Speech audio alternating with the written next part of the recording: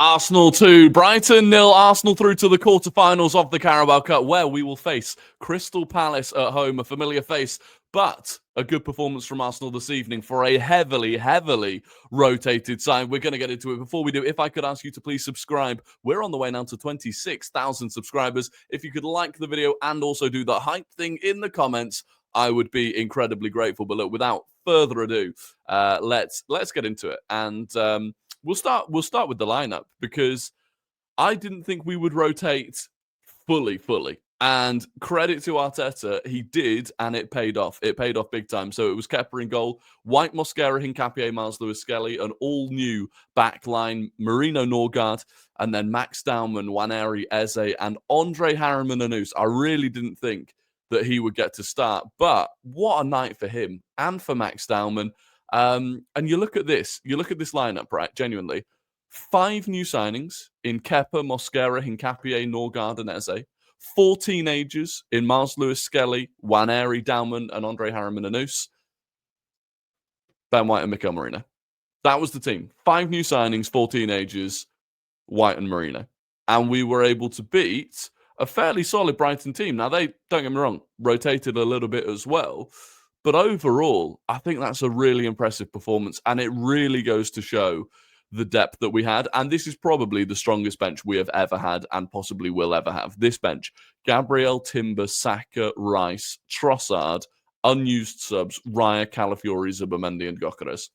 And that is without Madueke, Havertz, Ødegaard, Martinelli, Saliba.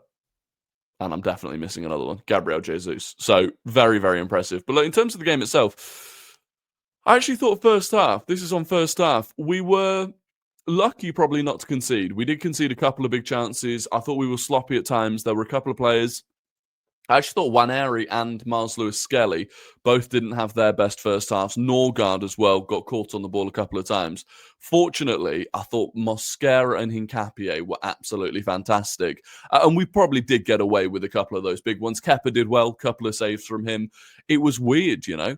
Not used to seeing one-on-one situations go against us. Genuinely, I'm seeing these situations going, I'm not used to this. I think in total in the game, Brighton, cover your eyes, sports fans, 6 shots on target. They have more shots on target than us, more XG than us. Oh, how disgusting. But fortunately, they didn't take their chances. Obviously, you know, maybe if they'd started Danny Welbeck, they would have done, but they didn't. So we got through to half-time at 0-0, and I thought we were better. When we came out for the second half, it was probably a more even game, but we were creating more. And for that opening goal, oh, it's lovely. Ethan Nwaneri scores it, but the build-up play, Mikel Merino, the back heel, into Miles Lewis-Skelly. He cuts it back to Nwaneri, a goal made in Hale End, and an open play goal, a fantastic open play goal. So that was very impressive. Then we continued, and we end up getting the second goal with Bukayo Saka. Really unfortunate for Andre Harriman Anus not to get his goal, but the big part in that goal was Jurriën Timber. How good was that run from Jurriën Timber? And this is the thing, when you've got that depth on the bench, you know, you're a Brighton team that have been giving it a go, and suddenly Timber's on, Gabriel's on, Bukayo Saka's on, and down that right-hand side. It was an unbelievable run. It was a brilliant ball through into Harriman Anus. And he probably just needed to dink the finish, I think. But it rebounded to Saka. That was it. That was 2-0. And then I just really wanted us to keep a clean sheet, because that is now 11 clean sheets in 14 games. It is a record. In October, Arsenal played 6, won 6, scored 12, conceded none. The first Premier League team ever to go a full month of winning 6 games and conceding no goals. So very impressive. In terms of some of the individuals, Kepa, I thought, was strong. Credit to him. Not easy as a goalkeeper to come out of the cold like that. Ben White was good at times. Not too bad. Mosquera, very good. Very impressive. Got caught on the ball once that I remember. But other than that, he's so athletic. His recovery pace is electric. He's composed on the ball, generally speaking. So very good from him. Hincapié.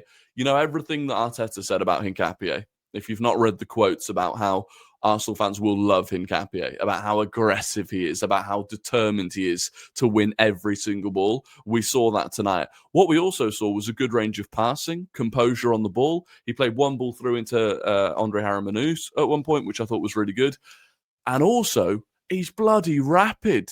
He's absolutely rapid. So, I mean, what a signing that is, to have that level of competition to come into the squad. Miles Lewis-Skelly, like I said, in the first half, I thought he got caught on it a couple of times, but he played himself into the game. And this is the thing, right? When players aren't getting much game time, they are going to be a little bit rusty. When they do get game time, they're not going to be as sharp as the players that are starting game in, game out. So that was the same for me with Christian Norgard as well. I thought he was good, generally speaking, broke up the play well, played the full 90 minutes, which is not easy to do when you've not been playing much. But he did get caught a couple of times. Mikel Merino, solid performance from him. Captain today, by the way. Credit to him captaining the side. And then into the front four. And this was where it got exciting. Max Dowman, every single time he gets the ball, and you can hear this inside the stadium, there is an audible excitement within the crowd for what he is about to do next. There was one ball over the top. He brings it down. It's the touch, the finesse is incredible. And then the relentlessness of just running at his man and running at his man and running at his man. As it says here, he completed the most dribbles in the game. He was the most fouled player in the game. He won the most duels in the game. But also he attempted 9 take-ons, which is the most of any Arsenal player in any game this season. And he only played 71 minutes. And I love that directness. And you saw every time he's 1v1 against his fullback, he's panicking. The fullback's panicking. De Kuiper, I think it was. So, yeah, just what a night for him. Incredibly exciting talent. And I think at the end he was seen with an ice pack on his leg. You will have to get used to getting kicked off the park. When you're that talented, you will get kicked off the park. But very good. Nwaneri, like I said, first half. Look, this is why ultimately I don't think he's starting Premier League games right now. And as much as, people maybe get annoyed at that, people think he's not getting the opportunities, I think there is a reality. It takes time to develop into being a midfielder. Think about how long it took Martin Ødegaard, by the way. Ødegaard broke onto the scene as a 15-year-old as well. Probably took him 7 years before he could be trusted in the midfield. I don't think it will take Nwaneri that long, but there is a huge amount to playing in midfield that you have to learn and you have to adapt. And he's doing that in games like this that are not as high stakes. And so he grew into the game well. He took his goal really well, had another shot blocked that was good. At times, I still think he can release the ball a little bit more quickly rather than carrying it. But look, it's so easy to forget. He's 18 years old. He's 18 years old, and it was a good performance. As a little bit quiet, I suppose, playing off the left-hand side. Again, every time he gets the ball, he just glides with it. But other than that, he got away. To be honest, one thing I will say, no injuries. I forgot to mention that. No injuries. That was the most important thing for me. But yeah, as a it was a nothing game, to be honest. It was a job done, nothing to write home about.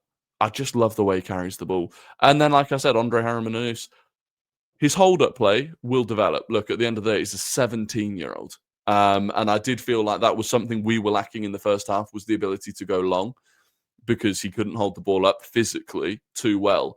But how relentless he was, constantly chasing and chasing and chasing, being a nuisance. And then he got that opportunity, and he made quite a few of those runs in behind that we could have picked out more. So ultimately, I think that's a good performance, a really good performance, and credit to him. And again, 4 teenagers. I keep seeing, and we will talk about them a little bit, Liverpool fans, right? Arne Slot talking about playing the kids. Arsenal played the kids tonight. Arsenal literally fully rotated our squad. No drama. So, I'm not having the excuses from Liverpool. Also, Arne Slot complaining about the number of fixtures they've played, even though Crystal Palace have played more fixtures than them this season because they had to play their 2 European qualifying games. So I'm not taking any of that nonsense from him. But look, for Arsenal, a win, no injuries, a clean sheet, no set-piece goals. That's pretty disappointing. No set-piece goals. I don't actually know when this game against Crystal Palace is going to be either, because the midweek of the quarterfinals of the Carabao Cup is like the 17th and 18th of, or the 16th and 17th of December. But Crystal Palace have a Thursday game in the Europa Conference League at that point for some reason. So I don't know when that game's going to be. That is the one singular negative of winning tonight, is that it's an extra midweek game that we've got to play. But ultimately, we can win this competition. You know, Liverpool out tonight, Spurs out tonight. It will, on paper, the semi-finals are going to be us, Chelsea, Man City and Newcastle, because we all got fairly favourable draws. But when you look at this depth, there's no reason that we can't go the whole way. And actually, getting into December, I think you'll start looking at it going, okay, well, this is a good opportunity for these players. You know, they will start getting restless on the bench, some of them. And so you've got the ability to have a game like this against Crystal Palace, where I expect we will rotate heavily again. And a lot of these players can play. So I think tonight was a great example of the depth that we've got. And overall, it was a good performance. Not much else to write home about, in all honesty. Burnley away next. Big week coming up, by the way. And I don't want people to underestimate the difficulty of this week, which I think some people are. On paper, you go Burnley, Slavia Prague, Sunderland. That's all right. It's Burnley away. It's Slavia Prague away. It's Sunderland away within the space of 7 days. That's a lot of travelling. It won't be easy. But we've got the squad to do it. So, look, that's going to be the end of it. I hope you enjoyed the video. Please do like, subscribe, all of that good stuff. I will be back with a stream on Friday. I don't think there's going to be a stream tomorrow because I'm out with some TikTok friends. But yeah, other than that, I'll catch you all on Friday. Have a good evening and goodbye.